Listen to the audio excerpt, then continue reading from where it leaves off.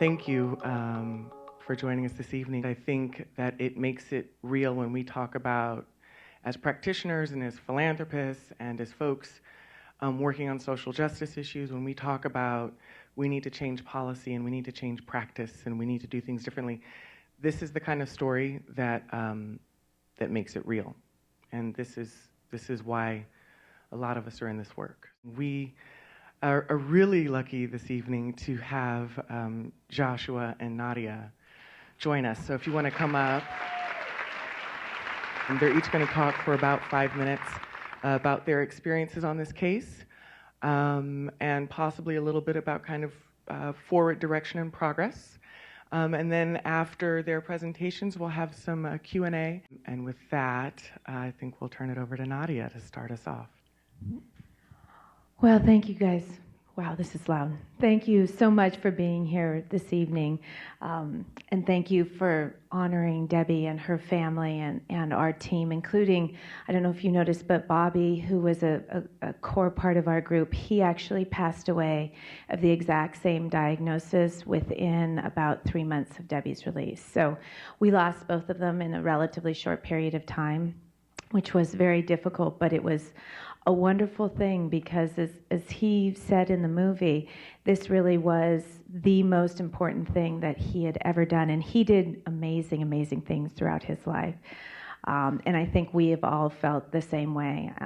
I don't even know really how to kind of capture my feelings for being involved in Debbie's case. I still love to see the movie in part because I missed her, and I love seeing her, and I love seeing her introduced to other people because she's just this this light that comes into everyone's life, and it's wonderful for me to get to re-experience her. We do get to talk. I just spoke with Tasha and Carla, Debbie's sister, a day and a half ago, and so our families remain close. So I feel like Debbie is always with us, which is very comforting to me. I guess for me, this was truly one of the most kind of heart-wrenching and disheartening and amazing things I've ever had the privilege to be involved with. As you guys all kind of went through it, that's what it was like for Joshua and me, for the rest of our team, for our families who saw our ups and downs as well. But I tell you, it was truly amazing to have the opportunity to just be around somebody like Debbie, but then also to watch her impact that she had around everyone else, because as soon as you met her, you wanted to do something to help her. You wanted to contribute to this world in a different way than maybe you had thought about before.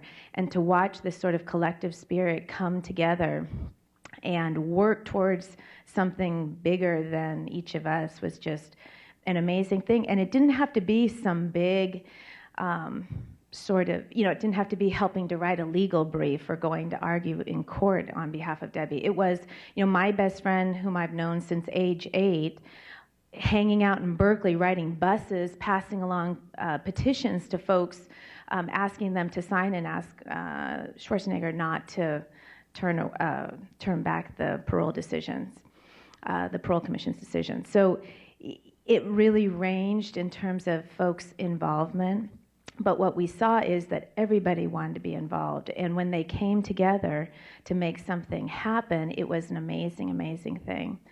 The other thing I'll say that was truly a remarkable thing to witness was this sort of understanding that we knew we may never get her out of prison. We knew that. We accepted that in some way, shape, or form because we had to, as did she and her family. And yet we began to understand the value of simply honoring who she was and honoring the other women who were serving alongside of her. And by you all being here today, by you all reaching out to others, what you do is you tell them that these folks matter. Joshua and I had the experience of watching Debbie not only go through chemotherapy, but she was actually shackled to a bed surrounded by 6 male guards. And it was probably one of the most demoralizing things she had ever had to experience and we had ever had to witness. And to see people treated in this fashion was, like I said, disheartening to say the least. So it was this amazing experience to understand that, we may not have control over what the governor does, what the courts do, what Cooley does, but we do have control in terms of our ability to reach out and let somebody else know that they matter. And all of us can do that, and I think that's what Debbie reminded us to do every day. A lot of people walk out of this movie. We've now got to meet with a lot of people who've seen the movie, and a lot of people walk out and say, what am I supposed to do now? This was this really heavy, depressing, demoralizing thing. Like, the system's just broken and nothing worked and everything's terrible. And I think that, I've at least seen the movie enough now that I can say that, I think the takeaway really is a story of inspiration and a story of hope. Because at the end of the day, Debbie herself, a lot of times was consoling Nadia and I after a prison visit. She was like, "Oh, it'll be fine. It doesn't matter. I'm doing great work in here, and if I wasn't in here, I wouldn't be able to teach so and so how to read or help so and so get her degree." And she really believed and felt that. And when she was dying, she was sort of off the pain medication toward the end because she didn't even need it anymore. And she said, and she had this kind of moment of lucidity, and she said, "When I pass, if you're sad, I'm going to be so mad at you." Because I think, she really saw her legacy, and I hope that her legacy becomes really the sense of she was someone who was always generally, even at the worst of times, in a good mood, trying to inspire the people around her, trying to inspire hope. And the one thing that you sort of don't see in the movie was that Debbie, even in prison, was a rock star. I mean, at her funeral, an active lieutenant from the prison flew down to participate and speak, at her, to eulogize her. We had letters of support from former wardens of the prison. And everywhere she went, she was sort of inspiring people. And I think one of the takeaways that Nadia and I both had from the case is that while, yes, unfortunately, in most regards, the system really failed at every single level, there were individuals within the system who, may have lost their jobs, but stepped up to help us in ways that they weren't required to do, but felt that it was the right thing to do. For example, Bobby, who can't say how he got the internal alibi memo from the DA's office, he got it from somebody, who had it, okay, And there were numerous occasions where people inside the prison stepped up to let us know, especially when Debbie was sick. They would call us and say, she's not being given her pain medication. I just thought you should know. So, it was really kind of a moving experience on that level. And the last thing I want to say, and then I guess we can open it up, but is that in a certain sense, I don't want you to think, there's the last line is sort of California remains the only state with this law. And a lot of people say, well, this law seems terrible, why would it didn't work. The good news is, and our friend and colleague Olivia is here, who sort of originally helped to recruit us and has done a lot of these kinds of cases. Debbie's case was pretty unique. Debbie's case, I think I'm comfortable saying, was, if not sort of the worst, one of the worst cases as far as the amount of time and the appeals and everything else. And then in a lot of, particularly other counties outside of Steve Cooley's LA, the system worked pretty well. There were a lot of prosecutors who said, well, there's a new law designed just for this small group of women. Of course, they should be able to tell their story at the very least, of course. So it really has worked very well across the state, and there have been subsequent amendments to the law through the efforts of people like Olivia and the Habeas Project to expand its application, et cetera. So it really is, California really is a leader in this respect, and we should be proud of that. And you folks who live in LA, you guys need to get out the vote. So I guess that's all I'll say. Right here. I think Sue has your question right back there. So sorry. Oh, hi. Take the mic. Thank you so much. Oh, thank you. The question is both for Joshua and Nadia, and I'm first also having a law degree. I have to respect you so much for going outside of your field of expertise and really moving with the passion that you both have had, you know, for your daughter's future, for the world, actually. May I just now state the question? I'm so sorry. I'm so sorry. First, if Joshua could answer, and then Nadia, the same question, if that's all right. Baruch Hashem.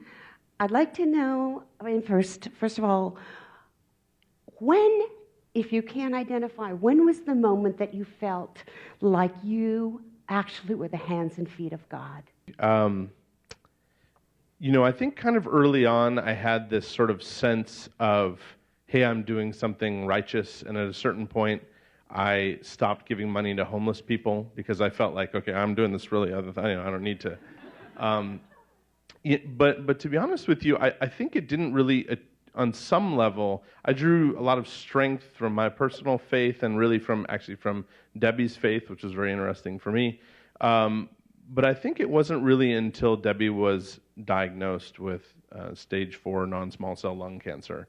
Because to that point, it had always been kind of this belief that it'll be a long slog, the system is really, really slow, but the one thing that Nadia and I have is stamina and the ability to just wait these people out and we will win. And all of a sudden, there was this clock imposed on us. And the only way in my mind that I could, you know, how can this happen to this woman, this amazingly charismatic, bubbly, you know, lively, enlivened was like the first 2 adjectives that I would think of with her. After all that she's been through, how can this be happening? And it wasn't really until Debbie one day sort of said, you know, I understand now that if I'd gotten out easily, or if this cancer hadn't happened to me, maybe people wouldn't have taken notice of my story, maybe people wouldn't have learned from it. And I realize I've been cast in this role by God. And this is she didn't say cross to bear, but that was sort of like, this is my legacy, this is what I have to show the world. And at that point, I too kind of felt like, okay, I'm also just a player. I'm just playing a role in this sort of divine experience, and, you know, maybe that's what I'm here for. It's not to be the lawyer who's like, we won and we filed the, you know, it's to sort of play this role. And in a way, I think that's exactly what's happened. And that Debbie, ultimately, we weren't able to get her exoneration in court the way that we'd initially decided was our job, was our mission. In fact, we're now getting her exoneration in the court of public opinion, which in many senses is, you know, the real exoneration for her. And I feel that we're in some way sort of, you know, disciples of hers or cheerleaders, however you want to say, to really tell this woman's story and say, you know, we were there, we were part of it, we saw this, and it really happened, and it was truly, you know, miraculous working with her. We have if you want to take another question, you. Very briefly, what's happened with the civil suit against the department?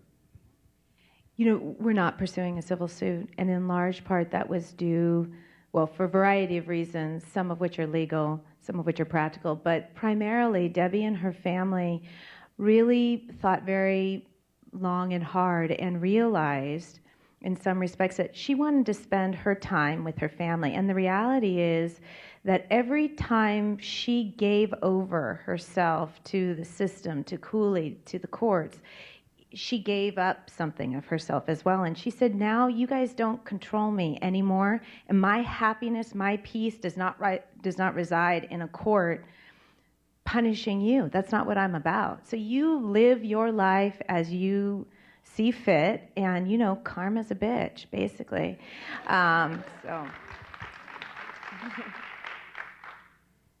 I also wanted to say thank you to both of you. It was such an inspiring story.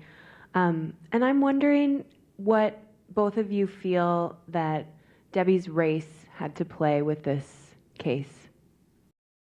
Of course, race played a role in her case, absolutely, particularly at the time of her, you know, unlawful arrest, prosecution, conviction. Without a doubt, she was prosecuted by, you know, Operation Hardcore, this anti-gang task force, which, you know, was basically because of her race and the neighborhood that she lived in, that she was swept up in that. You know, flash forward to when we got involved in the case, 2002, you know, I assume race played a factor because it, you know, in the prisons and the system, the parole board, that's always a factor. But I very much felt, for me personally, that gender was the main injustice that was happening with her. And when you're really going in front of a parole board that will literally parole a man who's killed like 3 people because his wife was cheating on him and he got upset, and that's a manslaughter, simple. And a woman who's been systematically abused for 6 years, like tantamount to torture, who may or may not, in Debbie's case, may or may not have even decided to defend herself, she's in for life.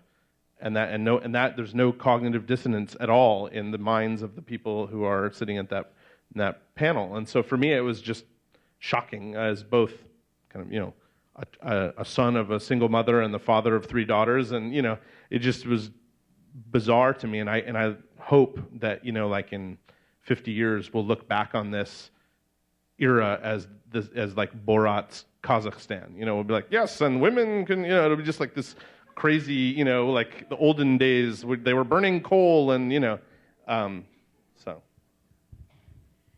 I will say as well, I think, race and gender and class clearly were key factors in what happened to Debbie. The one thing that I think continues to come up now, and one of the reasons that I decided to disclose the bit that I did about my own background, was because consistently this is still in many communities viewed as, well, this happened in South LA. We get that. But it doesn't happen in West LA. It doesn't happen in Marin or in Orinda, where we're from. And so I think it's critical to understand that the abuse that she suffered and the silence in which she endured that suffering happens to this day. I didn't talk about all this in the movie, but my history, I had experiences of being in a relationship that lasted from a week before I was 14 through the age of 22, and I was in a wealthy area with loving family members, and everybody saw it and nobody said anything. And to this day, I don't think if it happened yesterday to somebody else, I'm not sure it would have changed very much, because people choose what they see and what they don't. And so I think it's really important to look at the issue of race and gender and class, not only in terms of what happened with Debbie, but how it continues to kind of mask this sort of privileged approach that we often take with this issue, so that we can begin seeing it around us, so that then we can help stop it. I want to say that your hard work and compassion is so inspiring. And my question is, what happened to her defense at the initial stage when she was arrested? Like, did they have this information that you attained? I know they didn't have everything, but what they did have. Yeah, so her defense attorney had passed away well before we took her case, and we did sort of get an opportunity to, peer review what he had done.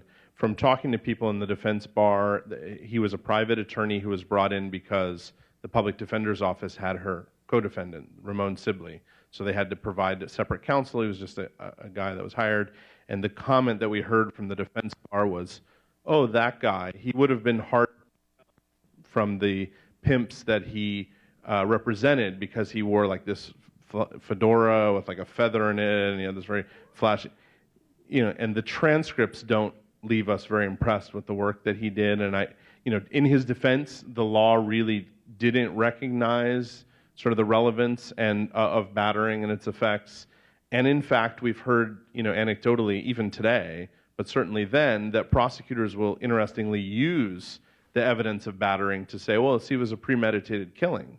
It's a revenge killing. He systematically tortured her for 6 years, and then the whole time she was plotting her revenge, and she waited, until he went to sleep one night, and then in this calculated manner, got her revenge. So it could have been used against her. The other evidence of the perjured witness and all of that, was missed, and unfortunately, the advice that he gave her was, you should take this plea deal and save your life, or else they'll kill you.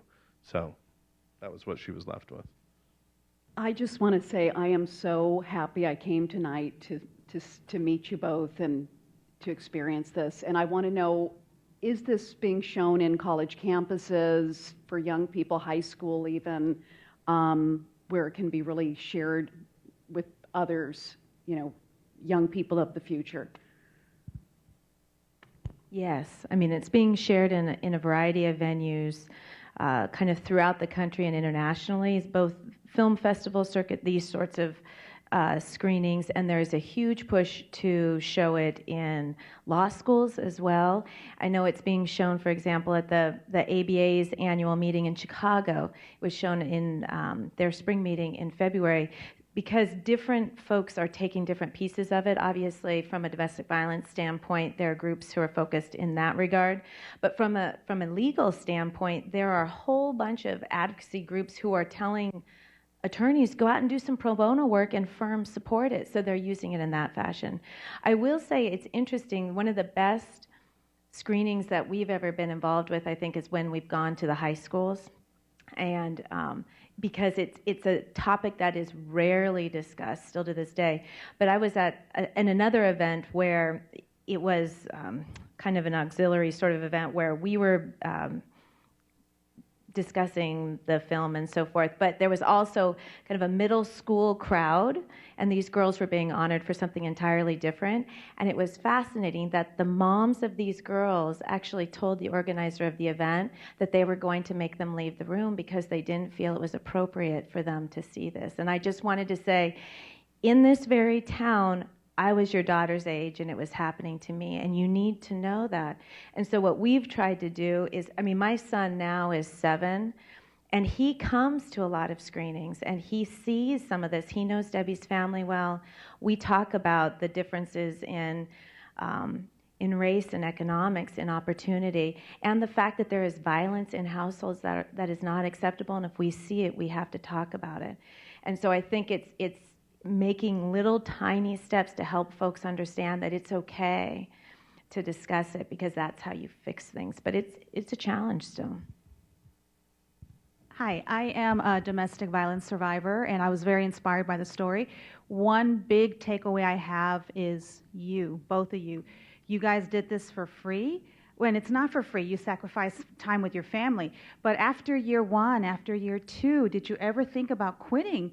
Because that's the huge takeaway I have from me. The next time I'm facing a situation, I'm going to remember how you guys did not quit year after year after year. So I'd like to hear what challenges did you have, personal challenges about continuing on, because it's not easy.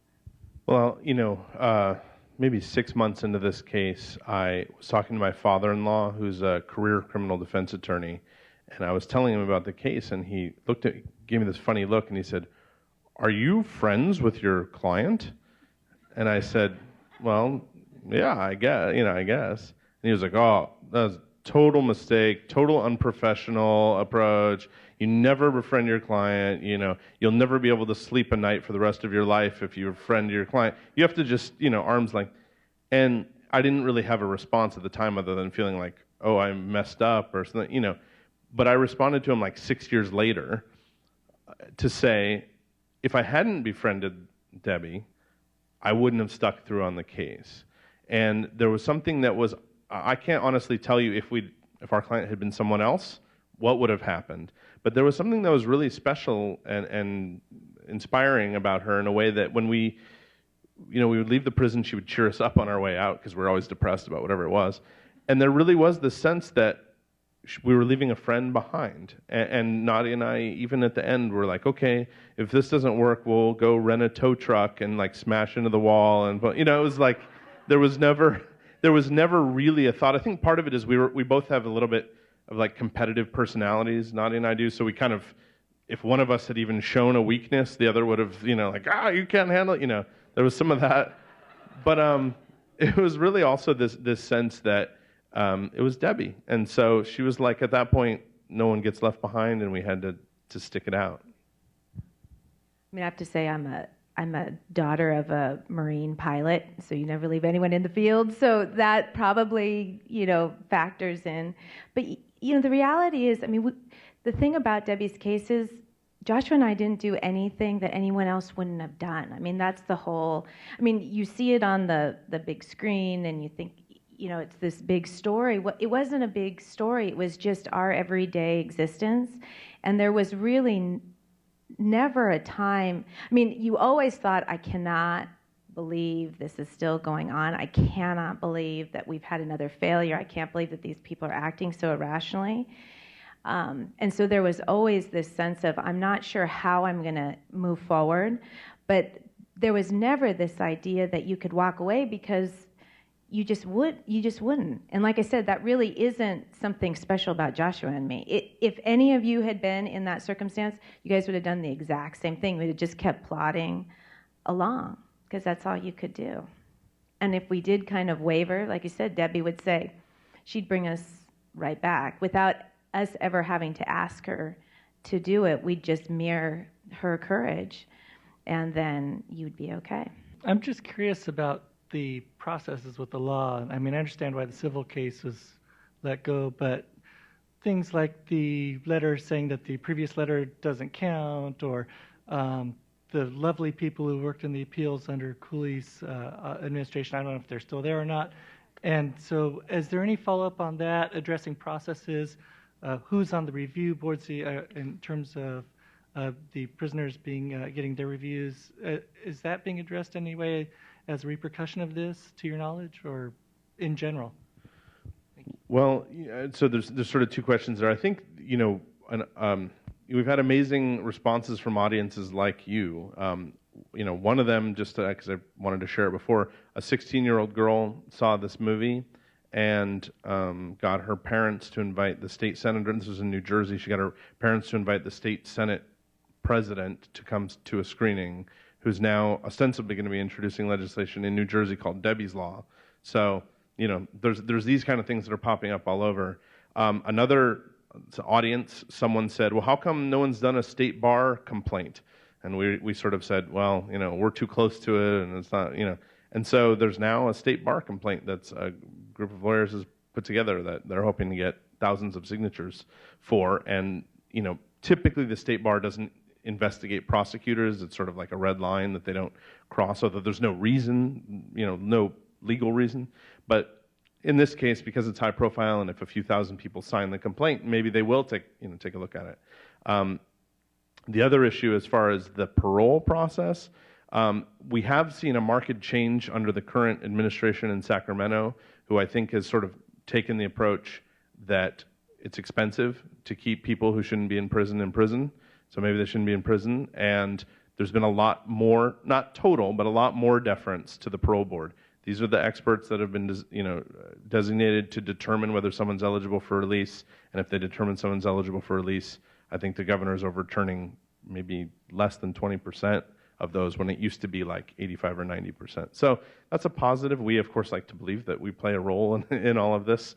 But, and I think a lot of it, too, is just that with this movie and with, believe it or not, I think sort of the Facebook culture, that there is a shift in the way that domestic violence is being perceived today. Maybe in our day when we were kids, and to a certain degree still today, people can sort of turn a blind eye to it. But literally, I have friends who are, on Facebook, that if you don't post a picture of you or your children every 3 days, it's like, hey, what's going on? Where are you? And it's, it's like, and it's harder if you have a black eye and well, I fell down the stairs. You're immediately going to generate 8 comments like, is your husband beating you? I mean, that just seems to be the cultural shift. And I think that there's just, in an encouraging way, this sort of invasion of privacy, that there's just less of a sense of, well, what happens in the home is reserved and private, and there's more of a sense of, well, what's going on? And we just saw this with the sheriff in San Francisco, Ross Mirkarimi, who took a plea to a misdemeanor for spousal abuse, and was removed from office. So I think there's a cultural shift. I also am a victim of spousal abuse. I'm married now to the beau I knew before my first husband. And also, people need to understand, sometimes there's a mole in your own family that will associate with the person that you're so fearful of. I used to get so beat that the doctor would say, I'm so tired of you young girls coming in here and not getting help. And the police would look at me and says, but I don't see any wounds on you. I don't see any scars or cuts. But now with this mole who's now deceased, I didn't realize during the holidays, this man now has pictures of my husband, my new children. He knows where I live. He calls the house. He still writes letters.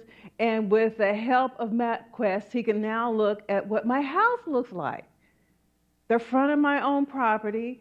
This guy, and the thing is, we were divorced in California. He's in another state now. Well, I just don't know how to I'm just making a fact. I'm not really asking a question. I'm just saying that there's things in unique situations that people continue to go through, and it's also a different type of hell. And I appreciate what Debbie went through. So thank you, but I'm so grateful you brought this film. Thank you for sharing that with us. Hi. First of all, I want to say that you both have very wonderful, beautiful hearts. You know, it's very rare to come across that. You know, I know a lot of people think, oh, you know, like, I'm trying to find the words to explain it. A lot of people think that everyone has these, you know, beautiful, generous hearts, and unfortunately, nowadays in our society, I like to think that they're very rare, and that's what makes them beautiful. So my question is, do you know of any laws that are being maybe eradicated to make some of these people, as far as district attorneys, accountable for their biased actions against victims? And I speak of that because I had a personal experience with District Attorney Mark Ashen out of the Downey District. I was falsely arrested and accused of, you know, spousal battery. It was self-defense. I went through the whole jury process and I was acquitted.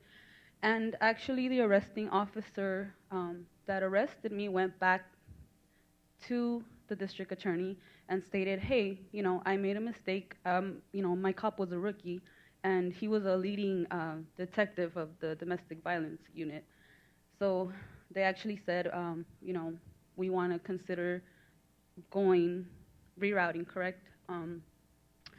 And they denied, and I was there to personally speak to him, and he told me, well, next time don't provoke him. So people like this should not be in that position where even had I provoked him, that doesn't give anybody the right, you know, you could simply turn and walk away. I mean, there are so many things that, you know, it could have happened this way, it could have not, but I'm just kind of outraged at the fact that I have 3 daughters, and, you know, God forbid they ever find themselves in that situation.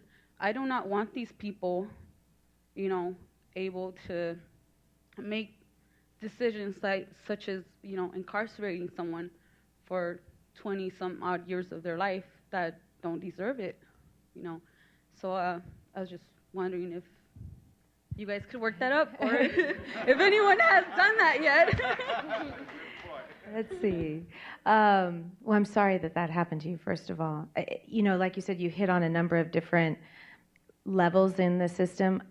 My bias from a district attorney perspective, and I've known many prosecutors who are fantastic folks, and they have a very, very difficult job to do.